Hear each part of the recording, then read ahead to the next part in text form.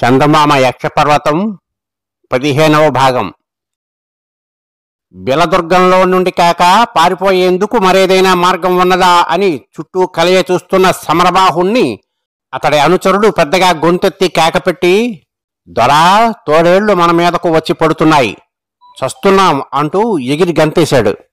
సమరబాహు మీదకి వస్తున్న తోడేళ్లను చూస్తూనే దేవదత్తుడు సొరంగ ద్వారం నుండి కిందకు దూకి చేతిలో ఉన్న దండంతో వాటిని ఎడాపెడా గట్టిగా కొట్టి, సమరబాహు, ఏది ఏమైనా మనం బిలదుర్గంలో జొరబడి శత్రువులను హడలగొట్టి బయటపడాలే తప్ప ఇటు నుండి పారిపోయేటందుకు దారి లేదు. చప్పున మీరు ఇద్దరూ ద్వారం మీదకు ఎక్కిపోండి అని హెచ్చరించాడు. ఈ లోపల ఖడ్గవర్మ ద్వారం వెనక నుండి ముందుకు వంగి 2 చేతులు కిందికి చాచి, సమరబాహు, చందు, త్వరగా వచ్చి నా చేతులు ఆధారంగా పట్టుకుని ద్వారం మీదకు చేరండి అని కేకపెట్టాడు. సమరబాహు, అతడి అనుచరుడైన చందు వెంటనే పరిగెత్తి ఖడ్గవర్మ చెప్పిన విధంగా అతడి చేతులు పట్టుకోగానే ఖడ్గవర్మ వాళ్ళిద్దరిని ద్వారం మీదకు లాగాడు. కింద ఉన్న దేవదత్తుడు దండంతో చుట్టుముడుతున్న తోడేళ్లను గట్టిగా అదిలించి ఎగిరి సొరంగ ద్వారం చేరుకున్నాడు. ఇప్పుడు నలుగురు తాము ఉన్న సొరంగంలోకి పరీక్షగా చూశారు.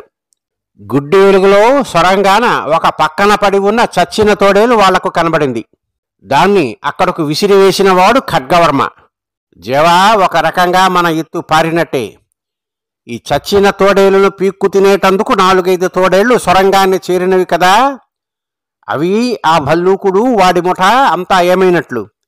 ఇంకా బిలదుర్గంలోనే ఉన్నారంటావా, లేక అరణ్యంలోకి పారిపోయారా అన్నాడు ఖడ్గవర్మ. దేవదత్తుడు వెంటనే ఏమీ జవాబు చెప్పకుండా కొంచెం సేపు బిలంలో నుండి ఏవైనా ధ్వనులు వస్తున్నాయేమో అని శ్రద్ధగా విని, ఖడ్గా, బిలంలో ఎక్కడో కొంత గందరగోళం జరుగుతున్నట్లు అస్పష్టంగా నాకు ధ్వనులు వినబడుతున్నాయి. నీకు ఏమీ వినబడటం లేదా? అందరూ 1-2 క్షణాలు నిశ్శబ్దంగా ఉండి జాగ్రత్తగా విని చూడండి అన్నాడు. 2-3 క్షణాల కాలం నిశ్శబ్దంగా గడిచింది. అందరికన్నా ముందుగా చందు, అయ్యా, బిలంలో ఎక్కడో తోడేళ్లు అరుస్తున్న ధ్వనులు నాకు వినబడుతున్నాయి అన్నాడు. సమరబాహు కళ్ళింత చేసి తల పంకిస్తూ, నాకు తోడేళ్ల అరుపులే కాదు, గురుభల్లూకుడు తన శిష్యులకు చేస్తున్న హెచ్చరికలు కూడా వినబడుతున్నాయి. మనం ఇక్కడ ఆట్టే కాలం ఉండటం ప్రమాదకరం అన్నాడు. దేవదత్తుడు ఈ మాటలకు నవ్వి, ఎవరి భయానికి తగినట్లుగా వాళ్లకు ఆ ధ్వనులు వినబడుతున్నాయి. సమరబాహు, నీకు వచ్చిన ప్రాణభయం ఏమీ లేదు, మా వెంట రా. బిలంలో ఎదురైన భల్లూకుడి ముఠాను చిందరవందర చేసి నిన్ను సురక్షితంగా బయటకు తీసుకువెళతాం అన్నాడు. ఏదో సామ్రాజ్యాన్ని స్థాపించాలనుకుంటున్న వాడికి ప్రాణాల మీద ఇంత తీపి పనికిరాదు అన్నాడు ఖడ్గవర్మ. సమరబాహు తెగింపు వచ్చిన వాడిలాగా చేతిలోని ఈటెను పైకెత్తి ఝుళిపిస్తూ, ప్రాణాలు పోగొట్టుకుంటే ఇంకా రాజ్యాలను జయించి సామ్రాజ్యం స్థాపించేదేమిటి? అందుకే నా కోర్కె నెరవేరేంత వరకు నేను చావదలుచుకోలేదు అన్నాడు. సమరబాహు మాటలకు ఖడ్గవర్మకు పెద్దగా నవ్వాలనిపించింది. కానీ దేవదత్తుడు కోపంగా చూడటంతో మందహాసం చేసి ఊరుకున్నాడు. దేవదత్తుడు సొరంగ మార్గాన ముందు బయలుదేరుతూ, సమరబాహు, నా చేతిలోని మంత్రదండం, ఖడ్గవర్మ కత్తి నిన్ను మా మిత్రుడైన స్వర్ణాచారి దగ్గరకు చేరుస్తాయి. అలాగే అవసరమైతే ఆత్మరక్షణకు నీ చేతిలోని ఈటును మాత్రం ఉపయోగించు అని హెచ్చరించాడు. ఆ తరువాత నలుగురు సొరంగ మార్గాన నిశ్శబ్దంగా ముందుకు నడవసాగారు. ముందుకు పోతున్న కొద్దీ వాళ్లకు తోడేళ్ల అరుపులు, మనుషుల కేకలు మరింత స్పష్టంగా వినపడసాగాయి. 4-5 తోడేళ్లు బిలంలో ప్రవేశించి అంతమంది ఎలుగుడ్డు ముఠా వాళ్లను అదరగొట్టడం ఖడ్గదేవదత్తులకు చాలా ఆశ్చర్యాన్ని కలిగించింది. కొద్దిసేపటికల్లా వాళ్ళు సొరంగ మార్గంలో నుండి బిలంలో ఎలుగుడ్డు మనుషులు నివసించే ప్రాంతాలను చేరారు. వృకేశ్వరీదేవి కొయ్య విగ్రహం ఉండే గదిలో గురుభల్లూకుడు ఉండవచ్చన్న అనుమానం దేవదత్తుడికి కలిగింది. ఖడ్గా, ఎలుగుడ్డు ముఠా అంతా అరణ్యంలోకి పారిపోలేదని తెలుస్తూనే ఉంది. వాళ్ళు పారిపోయి ఉంటే తోడేళ్లు ఇక్కడ అరుస్తూ ఉండవు కదా. మనం వాళ్ళ కంటబడకుండా బిలదుర్గం నుండి బయటపడటం సాధ్యం కాదనుకుంటాను అన్నాడు దేవదత్తుడు. దేవదత్తుడు మాట ముగించే లోపలే ఒక ఎలుగొడ్డు వాడు ప్రాణభీతితో కేకలు పెడుతూ వాళ్ళు ఉన్న వైపుకు పరిగెత్తుకుంటూ వచ్చాడు. వాడి వెనగ్గా తోడేలు ఒకటి కోరలు చాచి అరుస్తూ వస్తున్నది. ఖడ్గవర్మ చప్పున ముందుకు ఒక అడుగు వేసి కత్తితో తోడేలును ఒక్క పోటు పొడిచాడు. కత్తి దెబ్బ తిన్న తోడేలు కర్ణకఠోరంగా ఒకసారి అరిచి వెనుదిరిగి కింద పడుతూ లేస్తూ పారిపోయింది. తోడేలు నుండి ప్రాణం కాపాడుకునే ప్రయత్నంలో పరిగెత్తుకొచ్చిన ఎలుగొడ్డు మనిషి ఎదురుగా ఖడ్గజేవదత్తులు నిలబడి ఉండటం చూసి భయంతో నిలువెల్లా కంపించిపోసాగాడు.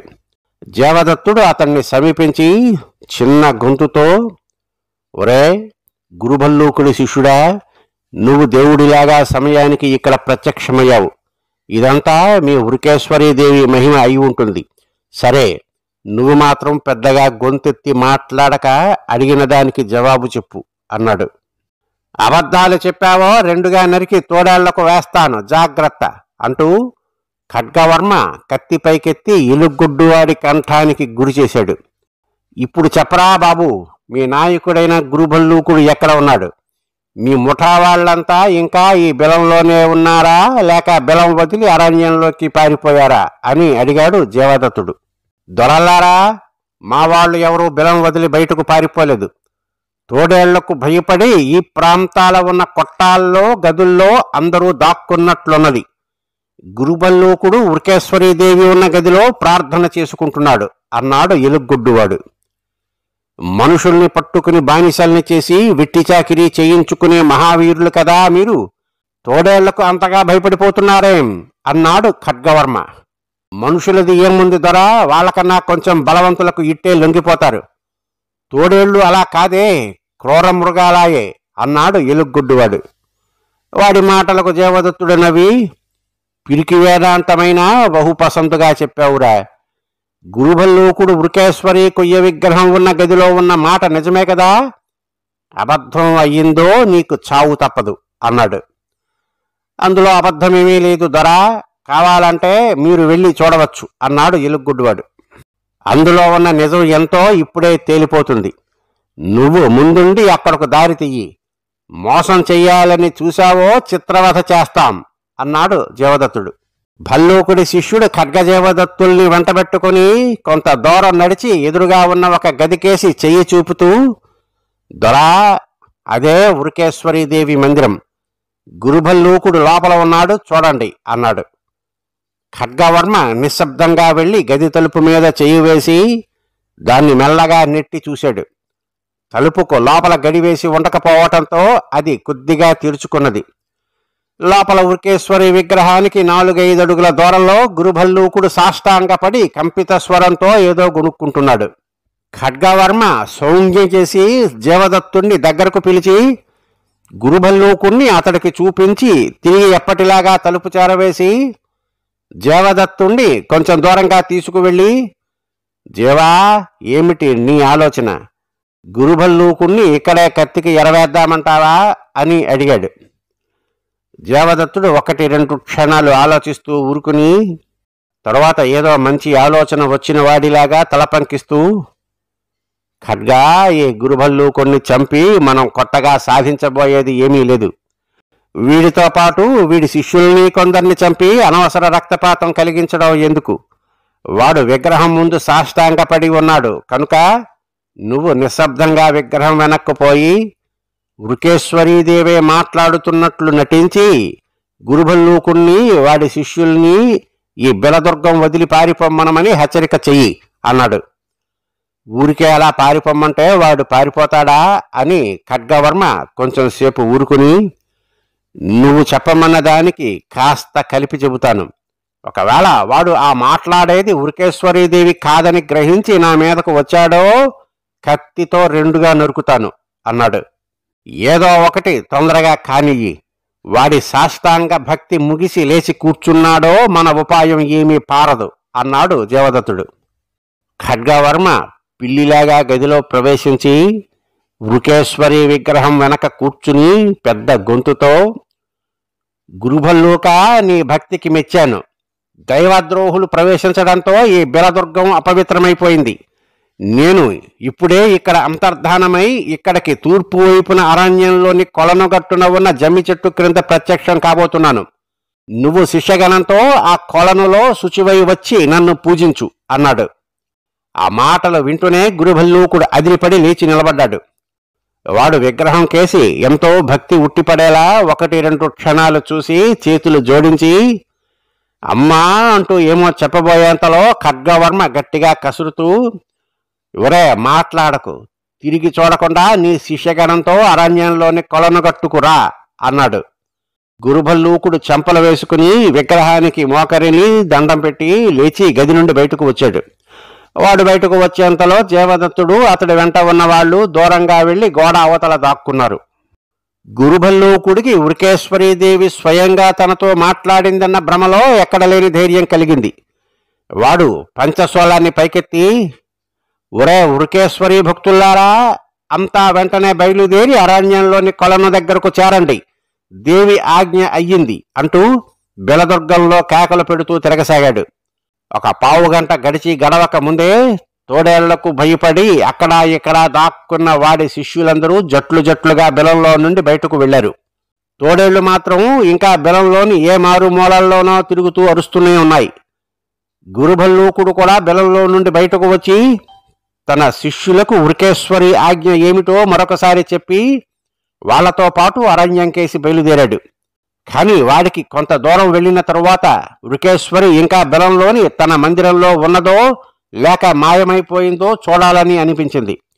వాడికి ఆ క్షణంలో పట్టిన మూఢభక్తిలో బిలంలో తన శత్రువులైన ఖడ్గదేవదత్తులు సమరబాహు ఉండవచ్చన్న ఆలోచనే కలగలేదు. గురుభల్లూకుడు బిలాన్ని సమీపిస్తున్న సమయంలో ఖడ్గదేవదత్తులు లోపల ఉన్న తోడేళ్లను వెతికి కొట్టి బయటకు తరిమేస్తున్నారు. వాళ్ల చేతుల్లో ఎదురు తిరిగిన ఒక తోడేలు మాత్రమే చచ్చింది. మిగతా తోడేళ్లు బిలంలో నుండి బయటకు పారిపోసాగాయి. వాటికి సమయానికి బిలం పైన గురుభల్లూకుడు కనిపించాడు. వెంటనే అవి పెద్దగా మురుగుతూ అతడికేసి పరిగెత్తాయి. గురుభల్లూకుడు ఆ తోడేళ్లను చూసి నిలువెల్లా కంపించిపోయి వెనక్కు తిరిగి తన శిష్యులకేసి పరిగెడుతూ, వృకేశ్వరీ మాత రక్షించు అంటూ అరవసాగాడు. ఇంకా ఉంది. స్వస్తి.